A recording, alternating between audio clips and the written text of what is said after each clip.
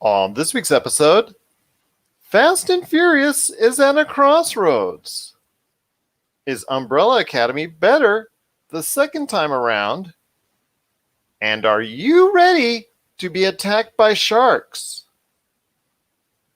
All this and more as we once again delve into the pop culture cosmos. And we're back with another episode of the Pop Culture Cosmos. This is Gerald Glassford from Pop Culture Cosmos, Game Source, Inside Sports Fantasy Football, and the Lakers Fast Break. We truly appreciate everyone out there listening to all of our great shows, and if you can, please give us that 5-star review on Apple Podcasts, or if you have some of those Facebook gaming stars, you can throw some to us as well. You know, we just love having them thrown our way. Plus, also, if you can like, share, follow, support, or do anything you can to help us out, that would be truly appreciated. Want to give a shout out to William Leonard, who, well, Bill, you just did another great job sending us an awesome letter with thoughts on our, as you put it, weird but very eccentric list that we had for the top 20 in our top 100-ish movie countdown. I'm glad you got a chance to enjoy it. I know your picks, like everybody out there, we've been getting some feedback. I know my picks. Well, this was a gathering of all of the picks that listeners that sent in lists to. So we truly appreciate everyone that sent in their thoughts on it. So if you get a chance, check that out on the Pop Culture Cosmos channel. But yes, Bill, we truly appreciate you sending in a letter. And if you need everybody out there, you want to get a chance to send us your thoughts at Pop Culture Cosmos Twitter or popculturecosmos@yahoo.com. But it would be a Pop Culture Cosmos without my good friend. He is our own great white shark of Pop Culture Cosmos. You got to check out what he's doing today on shows you also need to rate 5 stars himself, and that is the Super BS Gamescast and Topicocalypse, plus his book, which you should also give 5 stars to and grab from Amazon and Barnes & Noble. That is Congratulations, You Suck. It is my good friend. It is Josh Peterson. What's up, man? What's up? What's up? Just hanging out, out here in the heat that's obviously not as bad as yours, but yeah, 95 degrees, man. We're, like I said, it was a nice, cool, minty 105 today, so I guess that's not going to be too bad for us, but it is going to be something we're going to be talking about when it concerns sharks, because there's a lot of sharks going on this week, because it is that time of the year again. It is time for Discovery's Great White, or actually I should just say Discovery Shark Week. So I know that's a very big time for them. We're going to talk about the importance of that week to the Discovery Channel and to cable overall coming up here in a few minutes. Plus, we're also going to be talking about the second season of Umbrella Academy, and also Star Trek Lower Decks, its first episode. How did it go? I have some thoughts on that. Plus, Ubisoft, one of Josh's favorite publishers that's out there. They recently introduced, or are introducing this week to the world out there, their version of the Battle Royale that is obviously so famous by Apex Legends and, of course, Fortnite, called Hyperscape. And so we're going to talk about that coming up later on in the show as well. Jessica Boggs is coming back for part 2 of her August TV update. And last but not least, at the back end of the show, we're going to be talking about Fast and Furious Crossroads and how this brings back a time-honored or time-not-so-honored video game tradition with movie tie-in video games. But first, my friend, it is Shark Week. The Discover Channel is, as we're going to be seeing here on our Facebook Live feed, it's there. It's ready to attack you. It's all the stuff going on there. And in regards to Shark Week is concerned, I see Guy Fieri. Oh my gosh, I hope he doesn't get eaten by a shark. That would be bad for cable television. But I wanted to ask you this, my friend. When it comes to Shark Week on the Discovery Channel, how important is it to not only the Discovery Channel, but over the course of the years and the kind of ratings it gets, how is important to cable television as a whole? Because as you've seen with the declining numbers and people cord cutting and all that, Shark Week has become a major part of the cable TV year. Yeah, I agree. I also don't really know if it's as important anymore. It used to, because Shark Week's kind of become a I don't know, like sports. Like you go over to someone's house and you have a bunch of beers and you sit there and watch shows about sharks. Like that's what it's kind of become. Like I see a lot of people going, yeah, Shark Week party, and there's like cake, and they're posting pictures of champagne bottles and hard alcohols and stuff like that. So I don't know if people are actually watching it as much as using it as just an excuse to get together. But yeah, I mean, this is, I don't, Discovery Channel. I know a lot of people who do watch Discovery Channel, but it seems like this is probably the time of year where they get the most viewers. I've also seen that National Geographic is doing a Shark Week or Shark Month on their channel. So I don't know if they're trying to steal some of those viewers, but in the grand scheme of cable television, I would say that it is probably one of the most popular events on cable TV. How long it's going to stay that way, who's to say? But right now it seems to be one of the few things that does keep people clinging to cable instead of completely cutting the cord. I agree with you on that. It is very important as far as keeping people invested in what many consider a failing or dying business in cable television. So I think that's something that people have to consider, is because how big is this to cable television? I mean, I spoke to Jessica Boggs from the TV Ratings Guide about this in the past, as far as those certain niche shows that are still on cable television. I think we'll also mention one of the shows that's where we're going to be talking about coming up later in the show. I'm sure I'm going to mention Yellowstone, which I did mention as far as being a big reason why The Alienist hasn't gotten over its second time around. It's because it's a huge event every Sunday night for television for them.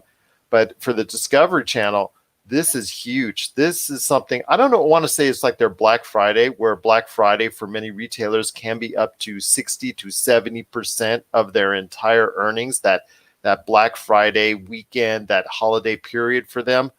But this is pretty huge, and it really dictates what they're going to be doing going forward, because not only does it set the bar for ratings for them, as it has for now several years since they started it.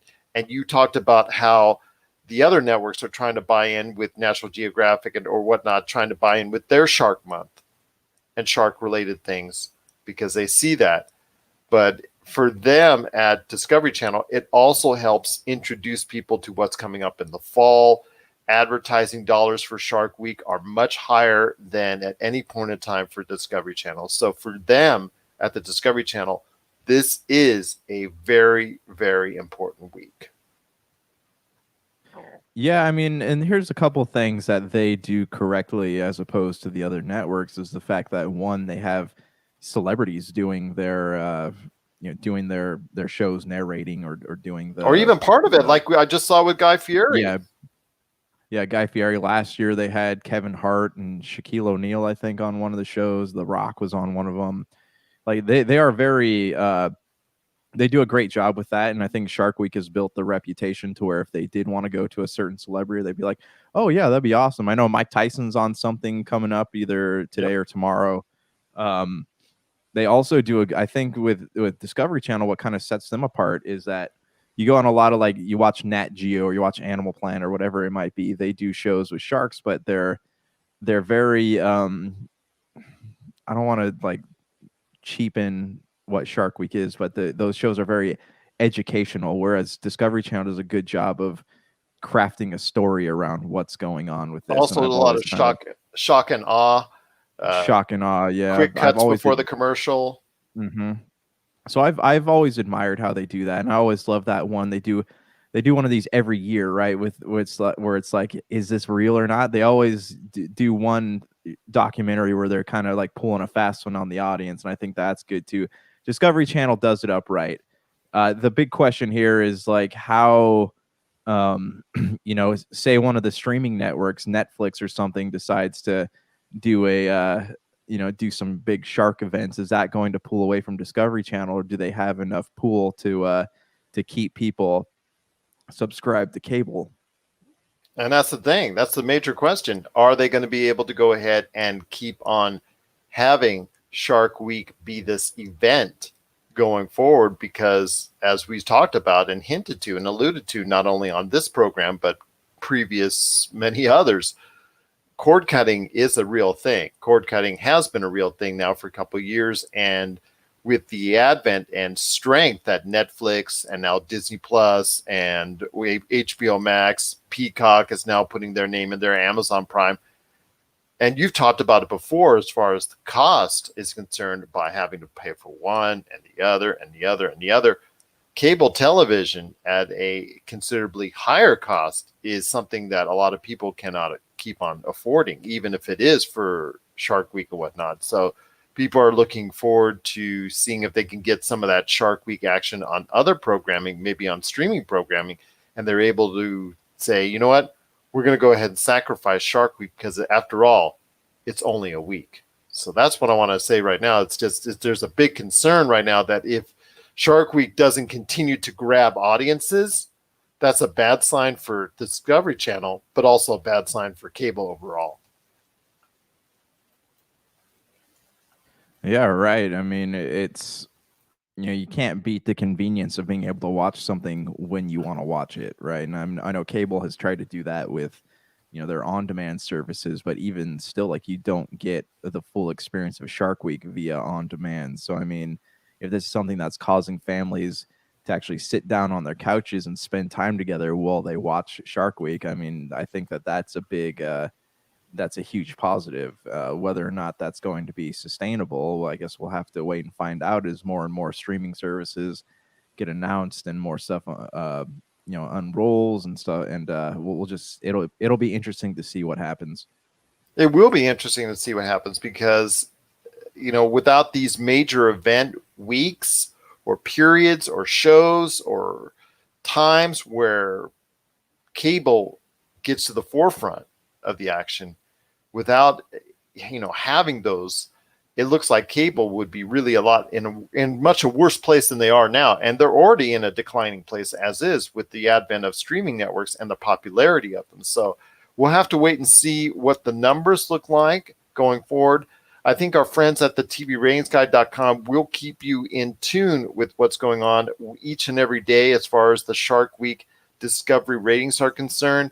I want to go ahead and give them a shout out. In fact, like I said earlier, Jessica Boggs is going to be joining us later on in the show. If you're listening on radio and also on podcasts, she's going to be stopping by for part 2 of her August TV update to talk about everything else going on in the TV world. But yes, for the major part of this week, the focus will be on the Discovery Channel, a channel which doesn't always get the attention that it deserves because there's always a lot of good stuff.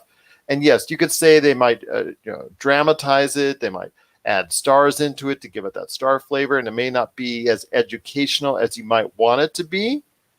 But remember, as I said before, that people love the suspense. People want to know if that guy's arm is going to get bitten off, that you saw that cut to right before the break, and the suspenseful music and all that.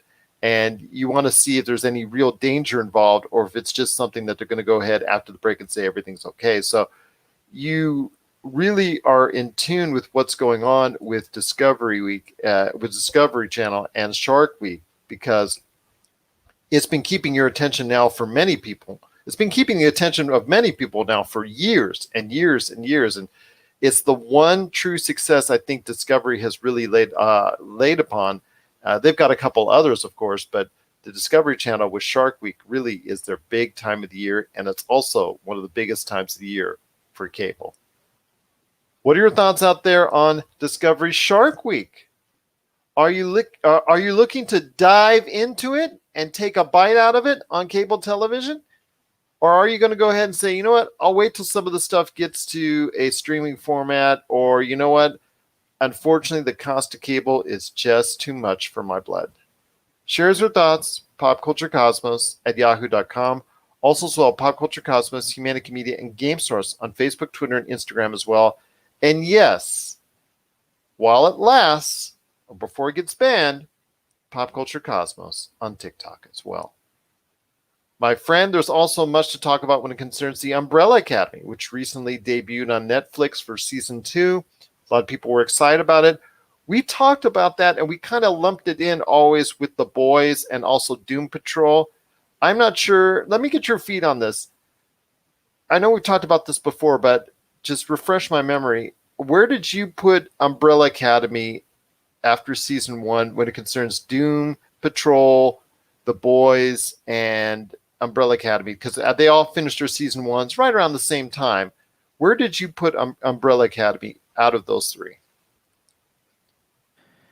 Uh, so I mean, they're all really different shows. I don't really have a.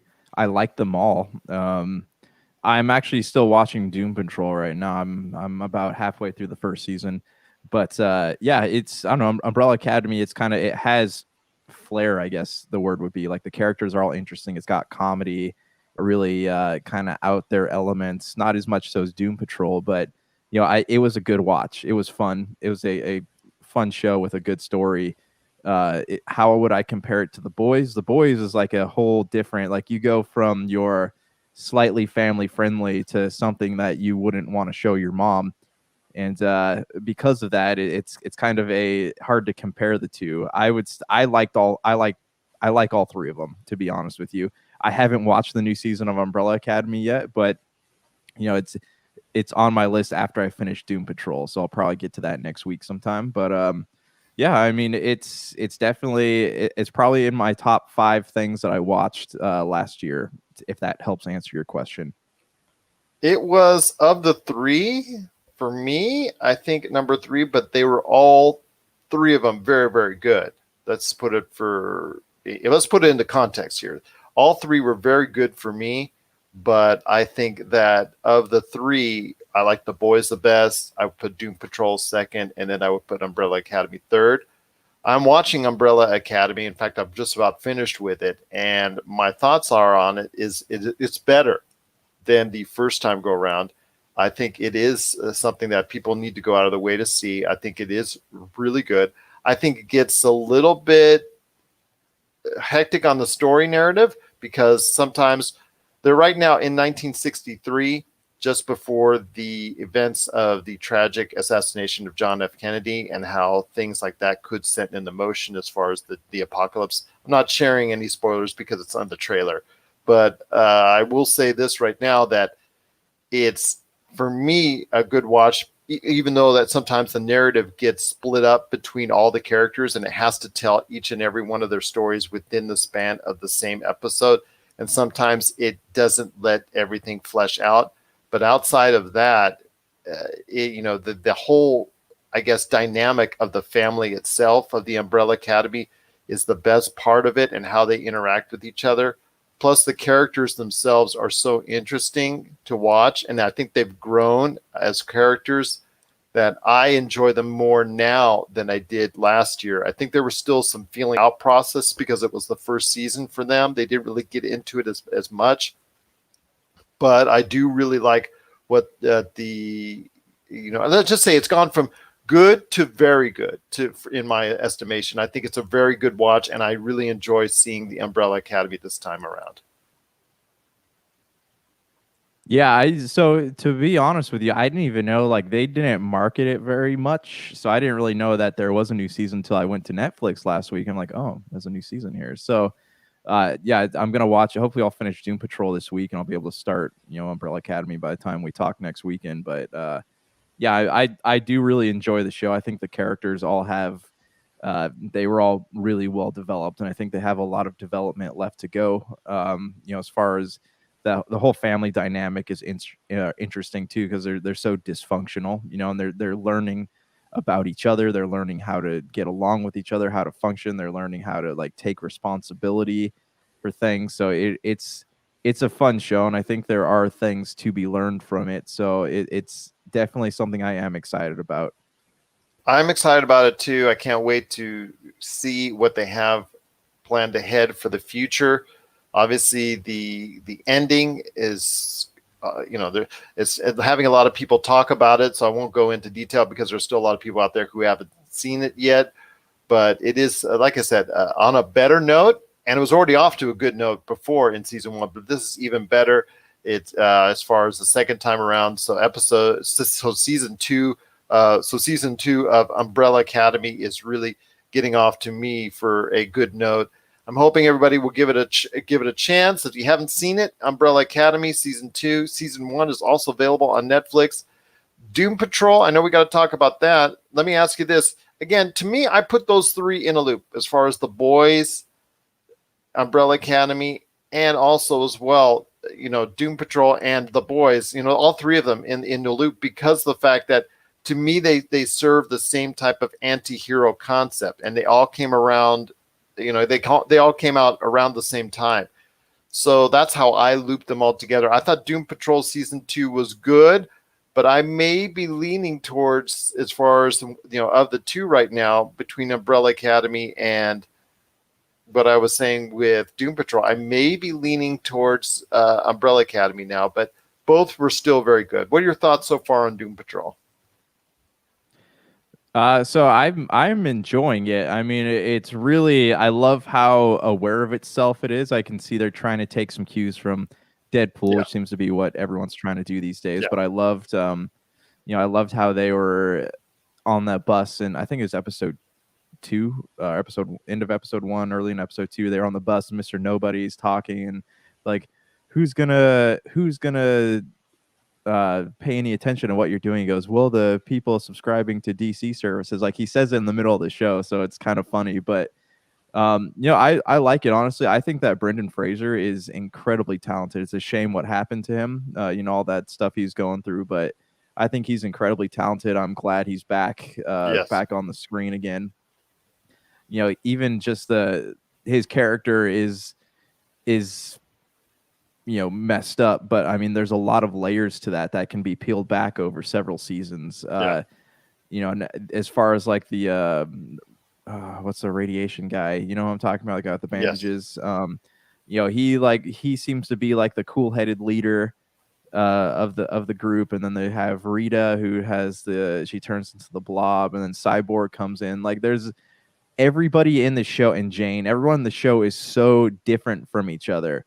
So it's not just the fact that they're fighting, it's that they don't even belong in the same show. And because of that, it makes it appealing, because you want to know what happens next. It's like watching, a bunch of people with different personality traits locked in the same room together. Like, there's going to be blow-ups, there's going to be people arguing, it's going to get ugly.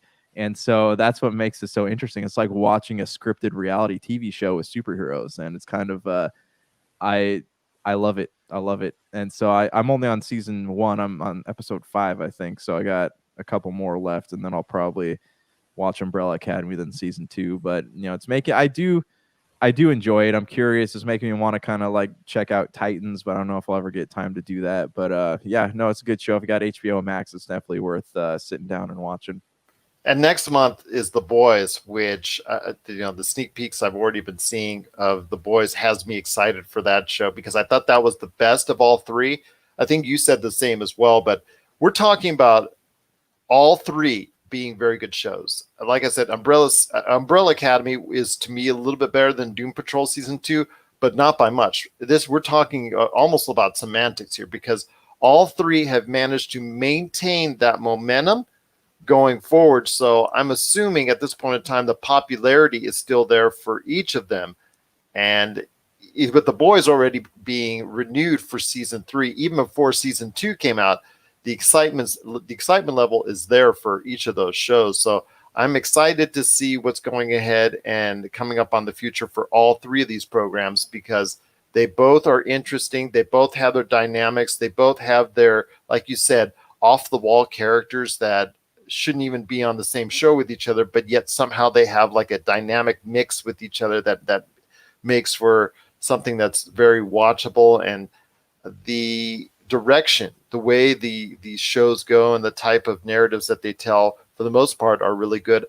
Like I said, when they get separated and sometimes have to tell the stories of each of them, and you have to go ahead and continually reference each of them within the framework of one episode, sometimes a little bit gets lost in translation, because not enough time is spent to flesh out these characters as much as they should. But again, those are very small little nitpicking points when you concern the overall, as far as where it goes and how enjoyable it is as a culmination on the end of these shows. So I'm looking forward to seeing how the boys will match up to Umbrella Academy and also Doom Patrol, because I think all three are deserving of a look. And I'm just sad that the Emmys and also really the critics associations out there that really don't see these shows for what they are. I mean, those who watch it just absolutely rave about all three shows. I have not heard much of a disparaging word for any of these shows at all. Yeah, I honestly like because of what it is, content wise, it's probably not something that will get viewed by any critic associations, just because it's not even on their radar. And we've talked about this before. Like, critic culture is very snobby, so I don't see them paying any mind to a show like Doom Patrol or The Boys or Umbrella Academy. Really, it's a shame, but I mean, it's just not the type of art that wins awards, I guess. Well, I'll tell you what, if you get a chance, please check it out. Tina Marie from the Psychedelia podcast. I'll tell you what, you've got a great show yourself. So if you get a chance, check that out. All three of those shows, especially The Boys coming out next month, Umbrella Academy out right now, and also Doom Patrol out right now. You get a chance, check out those shows and talk about it on your own show. We'd love to hear your thoughts on that on your own show, the Psychedelia podcast. So I'm giving you a shout out there. If you get a chance, check out her show. It's an awesome one.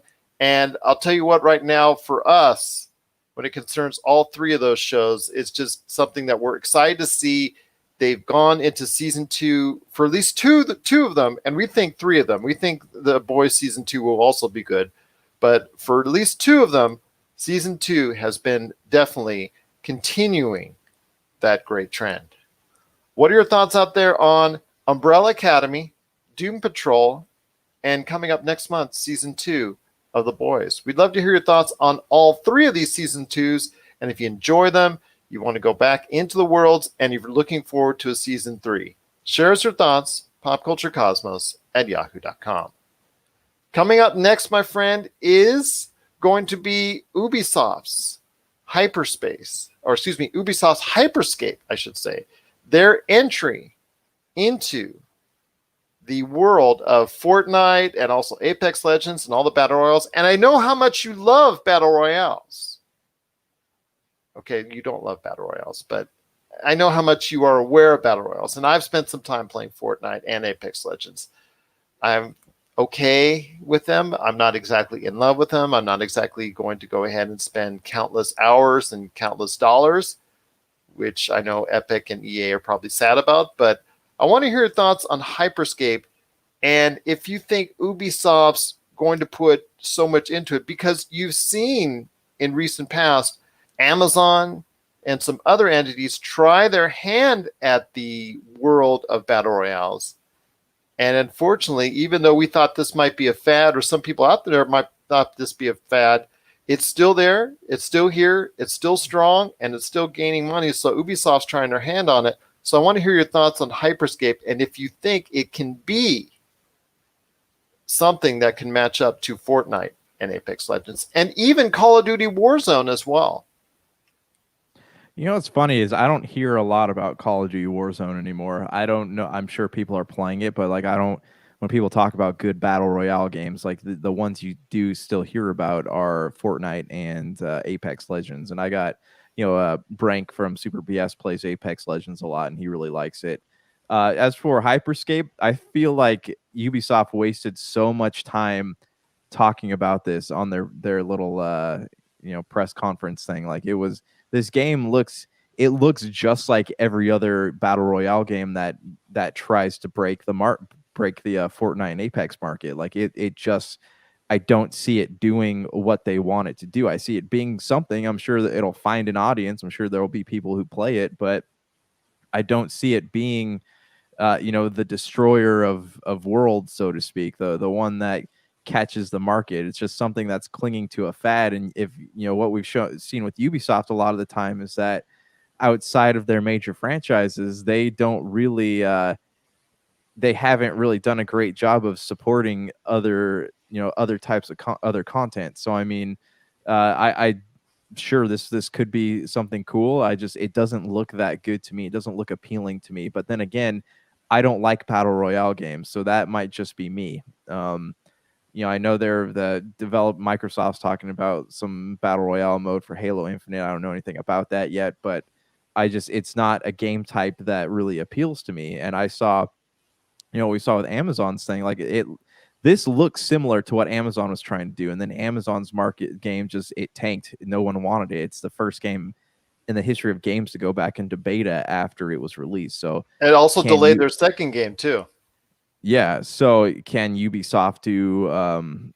Is it going to be any different from them? I don't think so. But I could be wrong too. It's the market is becoming so oversaturated with these games, and I don't see them uh really dethroning any of the big ones. It's going to be hard for them. When you come late into the game, especially the battle royale game, yeah, when you come late into the game, that's going to be an issue and that's going to be a problem. And you're going to need to put even more dollars into it just to try and catch up. And I understand Ubisoft's one of the biggest video game publishers out there, but their patience, they've not been known for having, that much patience. If it's not a hit, they're going to be like all these other high-end publishers. They're going to stay with it. If it's not a hit, if it's a hit, they're going to stay with it. If it's not, I'll tell you what, right now, they're going to drop it like a bad habit, like we're seeing with Amazon, like we're seeing with some of these others where if it's not like EA has had very little patience for the failures of BioWare, and they've not been really allowing them to go ahead and make up for those mistakes. And we see that these is right, and that is EA's fault though. EA created the problems with BioWare by restaffing Mass Effect and not supporting Anthem. Like EA created those problems, and I don't know if Ubisoft has a separate a smaller division of themselves working on this game, but it just these massive games require massive amounts of staffing and development, and I think they severely underestimate the amount of labor that is involved in making something that succeeds.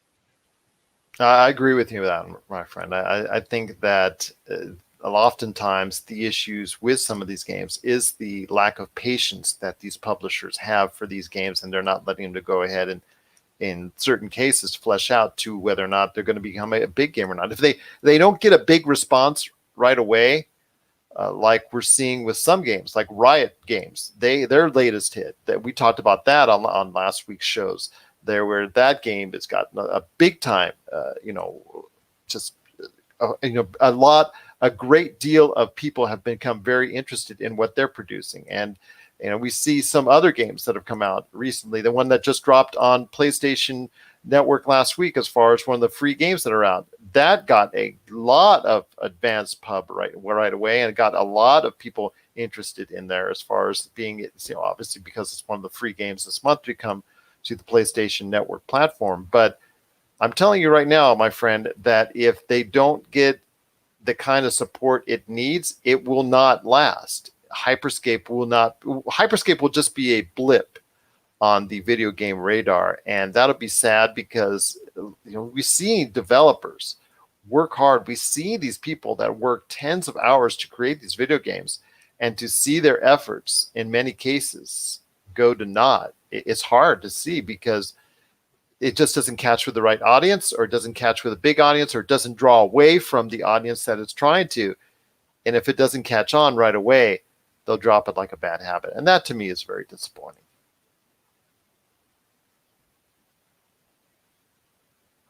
Yeah, it is sad and it's disappointing. It makes you wonder that, like, it goes to show you at the end of the day, like, as much as they get up on these conferences and tell us like video games are passion, passion, passion, passion, at the end of the day, it is just a business. It is all about the dollar signs. So how you may something may come out and be amazing, but it's really just a flash in the pan. Whatever keeps that money flowing in is what these companies are going to be focused on. And I don't think that long-term support for battle royale games is something that we can really expect. Well, I'll tell you what, if you are interested in a new platform for the battle royale genre, might want to go ahead and check out this week Ubisoft's Hyperscape. It is going to be on a lot of platforms coming up. And if you're interested, we'd love to hear your thoughts as far as giving it a try. You want to go ahead and share us your thoughts on it. Please let us know. We want to hear your thoughts if this is going to be a game that you think can go ahead and make its way in the already very, very crowded Battle Royale genre, or if you think that Ubisoft's Hyperscape is just going to go ahead and meet another one of these video games' tragic ends. Share us your thoughts, popculturecosmos@yahoo.com. Also as well, Pop Culture Cosmos, Humanic Media, and Game Source on Facebook, Twitter, and Instagram as well. And also, again, want to give a big shout out to Eric Hunt on his show, because I know he gave us a big shout out, so we truly appreciate it. So if you get a chance, check out his show, What If We're Right? Also as well, the Psychedelic Podcast. Again, Tina Marie does a great job, and her whole entire crew there, they do a great job on that show. So if you get a chance, check it out, the Psychedelic Podcast. They've been a great supporter of this show, and we would like to go ahead and acknowledge them and thank them for doing so. And like to say, hey, they've got a great show too. You got to go ahead and check it out, indeed. So before we head on out, my friend, I want to go ahead and touch on two more subjects, and that is, first off, Star Trek Lower Decks. From the people behind Rick and Morty, they just debuted the first episode, Star Trek Lower Decks. I got a chance to see it. I want to ask your thoughts. First off, how big a fan are you of Rick and Morty? How big a fan are you of the show? Is this something you've been always in tune to? I know you've commented on the show for now and then, but what are your real thoughts on Rick and Morty? It's something that I really have to be in a good mood to enjoy. It's very the comedy is very not, I don't want to say ADD, but it's very sporadic. It's all just hey, Rick, Morty. It's all very in your face. It's very abrasive, and I just it's not always what I'm in the mood for. So I've seen a few episodes, but I don't really go out of my way to watch it. I've seen a few episodes as well. I've enjoyed it. It is what it is. Like you said, you got to be in the right mood for it. Well, the people behind that show have gone ahead and delved into the Star Trek universe, which when it was first announced, people had been scratching their heads like, what? Really? Star Trek's going there? Well, it did come out last week, the first episode to CBS All Access, and it's pretty good. I'm going to tell you right now, it's pretty good. It isn't a laugh riot, but as far as an amusing show that delves into the Star Trek lore, faithfully, I might add, and mentions and drops a lot of things within the Star Trek universe, which I know, Josh, you have not yet become part of. Shame on you. Live long and prosper, though. But I will tell you this, my friend, it is something that you don't necessarily have to be invested into the Star Trek universe in order to enjoy it. It is something that, again, it's people, if you have somewhat of a vague familiarity with the Star Trek lifestyle and know that the individuals that are based on the lower decks are usually, if they're dressed in red, red means dead on Star Trek, and all those other tropes that you've always seen and heard from previous episodes and previous seasons of previous shows from in the Star Trek universe. It does go delve into that a little bit, but for the most part, it has its own niche, and I think it's something that I think a lot of people are going to be enjoying in upcoming episodes. So hopefully everybody will give it a chance. I mean, it's not the greatest thing in the world, and it's certainly not going to make you laugh your socks off, but as something that's going to be giving you a smile, and for those in the Star Trek universe, a little bit more, something different, because Star Trek Picard was kind of and Star Trek Discovery is still, like I said, on the way for season 3. That seems to be getting over very well with people. But with so many Star Trek shows either coming out or on its way out, this is a show that I think might find its niche just because it's so vastly different than anything you've seen from Star Trek before. So is this kind of a comedy, or is it it's a comedy. An animated thing? Okay, all right. Would you rate it amongst the Fox comedy, Simpsons style comedy, or is it, because I know on Family Guy especially, they've done a lot of Star Trek bits on there. Is that kind of a 20-minute Family Guy bit, or is it its own kind of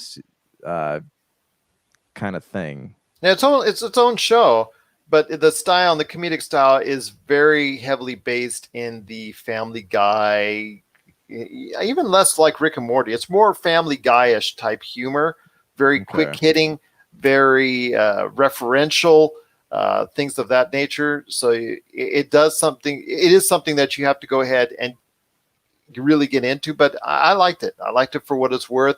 I will be seeing future episodes, but it's not something I'm going to tell you that it's going to be the laugh out loud type scenario here. But it is something that does put a smile on your face. I think when all is said and done, it's a quick watch. These are not long episodes by any stretch of imagination. They're short episodes, and they will go ahead and get you through. I mean, just like I said, if you're looking for something different on your Star Trek palette, this is definitely something worth a watch. Okay, all right. So would you say people who like Star Trek but don't like cartoons, would they find this appealing? That's a rough question. It's a very good question.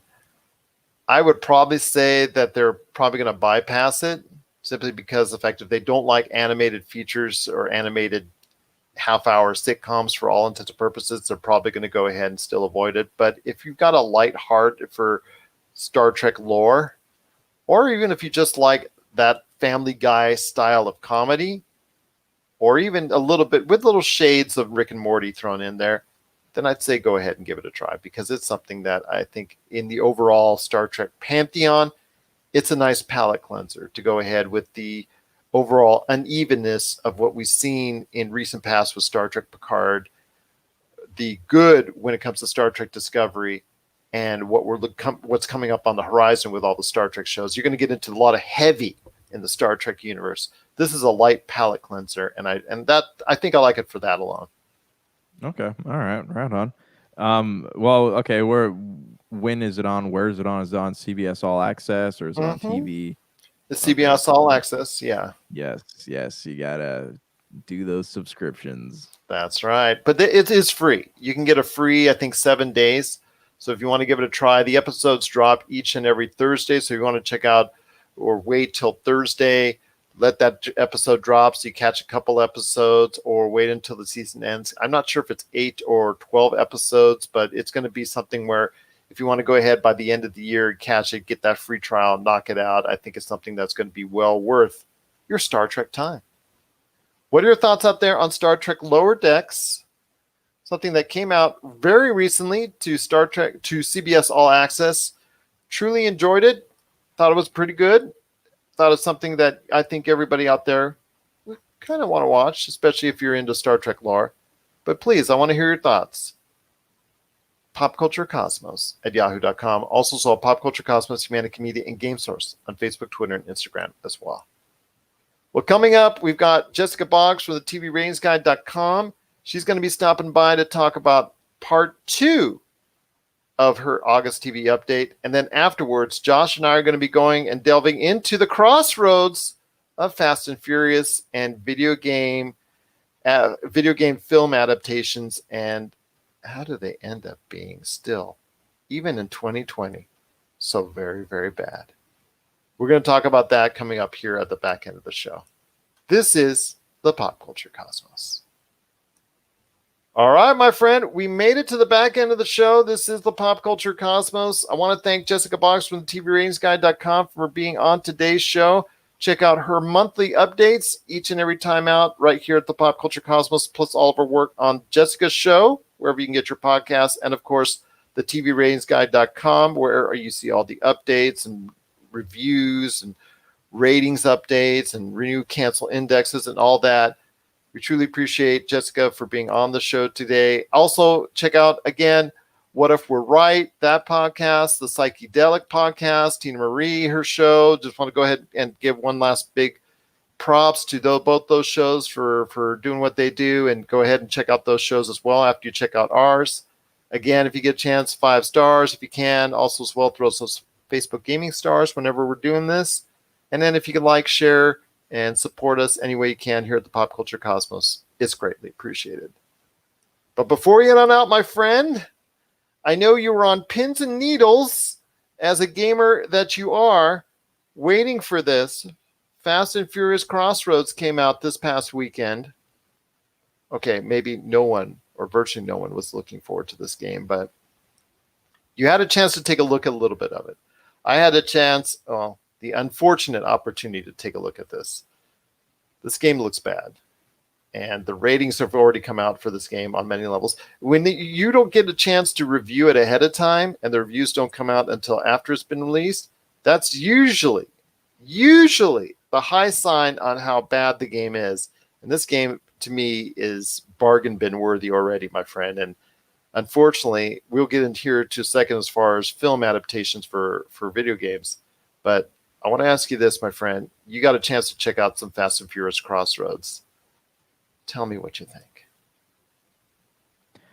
Well, it plays like a Xbox 360 Need for Speed game, and it is scripted like a mobile game. It does not have anything that makes it a winner, I guess. Like it's and it's just so weird hearing Vin Diesel's voice. It makes me feel like I'm at Universal Studios, except like I don't want to keep playing it. It's just watching those trailers, like it's cringeworthy. It's almost like I don't know. Remember those old X-Men adaptation, the Wolverine adaptation that was out on like PlayStation 2? Like it kind of it like a film a video game based on a film that just but that's all it is. Like there's no substance to it.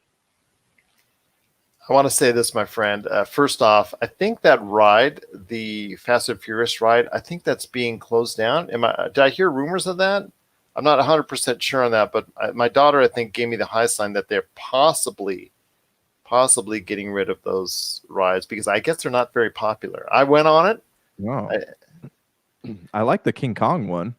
Okay, but the Fast and Furious one, I think is that one's going to go down, but I'm not 100% sure on that. So I just, like I said, it's something that if you played the game or if you get a chance to play Fast and Furious Crossroads, you need to do something a little bit more constructive with your time or find a better game because this is utter trash.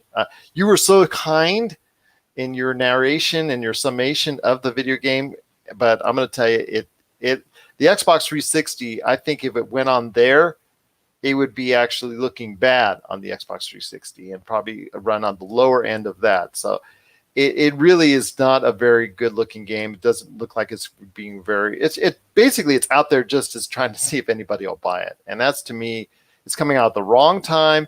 The Fast and Furious movie is not coming out till next year. They could have delayed this, fleshed it out, could have improved the graphics, could have spent more time on it. But the rush to get this out, I have no idea why they did this or why this game exists. But you could have waited another year and fleshed this game out even more.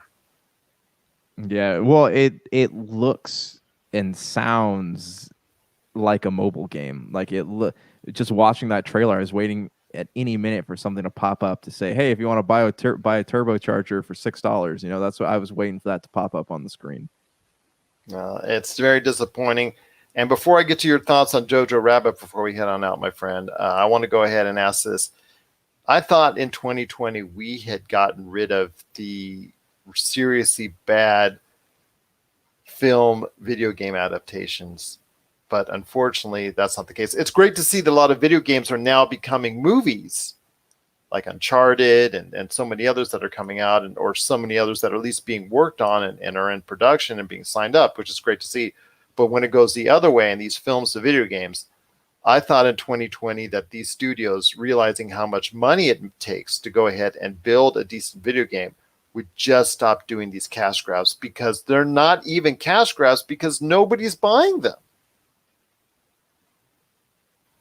Yeah, well, I mean, these developers, like, they're getting their shot. They're getting their shot. If so and so is paying me to make a Fast and the Furious game, this is my shot. If this game is even remotely good, it could bring attention to some of our other products, and we could use the money that we get from this to create what we actually want to make. It's a sad scenario for a lot of this stuff, but I mean, even Marvel, with all their money, has not been able to succeed in making a game based on one of their movies. They don't even do it anymore. Remember back in the day, there was an Iron Man game, there's an Incredible Hulk game, there's a Thor video game came out. I don't know about Captain America, but I mean, yeah, there was like those movies did, or those games did so bad, and they just were so bad.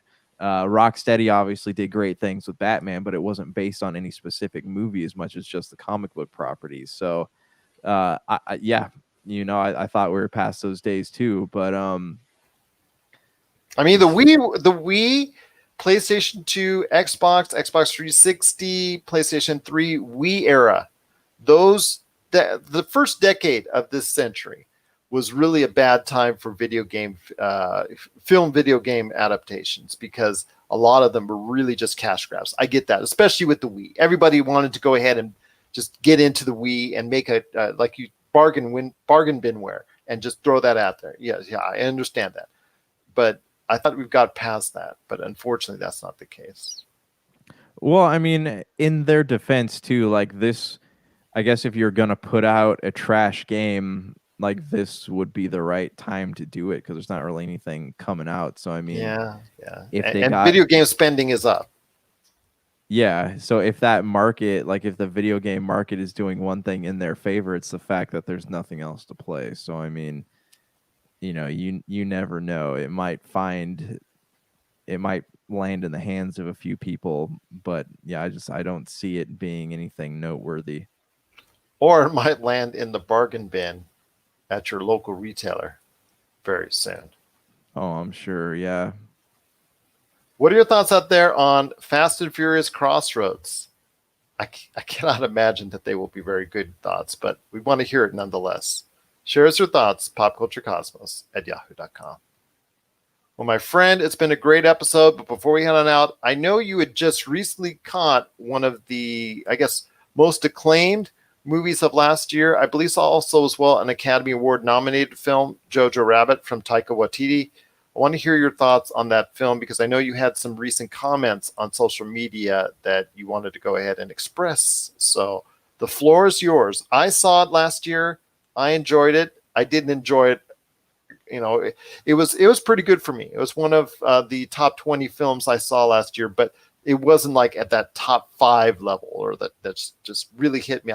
I'm not sure if it deserved an Academy Award, but I thought it was still a pretty good film. But the floor is yours, my friend. Your thoughts on Jojo Rabbit?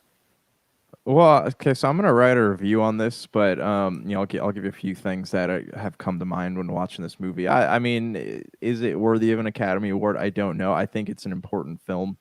It's especially in 2019, 2020, this era we're living in, where it's become all about labels, right? It's all these labels where it's you're Republican, you're Democrat, you're liberal, you're conservative. Like we get so caught up in these labels, and like that they kind of did a good job of pointing out, like they compared political fanaticism to Nazi Germany, which was a bunch of political fanaticism, and just how we just completely destroy each other over these titles. And they did a good job of like really making you step back and go, whoa, I mean, I am dehumanizing people because of what they believe in politically. And and even the other lesson here is that like we get so caught up in these political beliefs that we forget to love. I mean, I look at the relationship between Jojo and his mom, the relationship between Jojo and the girl that they were hiding, like how she said, when this war's over, the first thing I want to do is go out in the street and dance. Like we get so caught up in this debate and this fervor that we don't take the time to really appreciate the beauty that's in life, is because we're so busy sitting behind the keyboards, like typing, yeah, you are wrong, stuff like that. And it's this movie does a good job of making you like appreciate life, and just kind of seeing yourself objectively, I guess. And outside of the realm of what the movie teaches, I think that is really well done. I think Taika Waititi did a great job of making you feel things for these characters, but also like kind of getting you to laugh at it, making fun. The opening scenes, like that kid Jojo, like he did such a great job in that role, and I love Sam Rockwell is fantastic. Like the movie teaches you quite it has so much feeling in it. So it's such a warm film, but it's also like tragic, and like I've never been on a roller coaster like that before. So I'm going to elaborate more about this in my review, but it's just, I think it's an incredibly important film. And if you get a chance to watch, if you have HBO Max or whatever, I would definitely take the time to sit down and watch this, because there is a lot of great things that can be learned from it. And I don't know if people necessarily got that when they watched it, but it's a pretty powerful movie. It is a pretty powerful film. It does have a lot to say. I won't disagree with you on that. Said I thought it was a pretty good watch. I didn't think it was top 5 material as far as for last year, but I thought it was something that was very enjoyable, and it had a lot of meaning and messages sent to it. So I agree with you that Jojo Rabbit is something that I think even still today resonates so well. And I'm looking forward to seeing more from Taika Waititi as the years and movies go forward. So looking forward to that, my friend.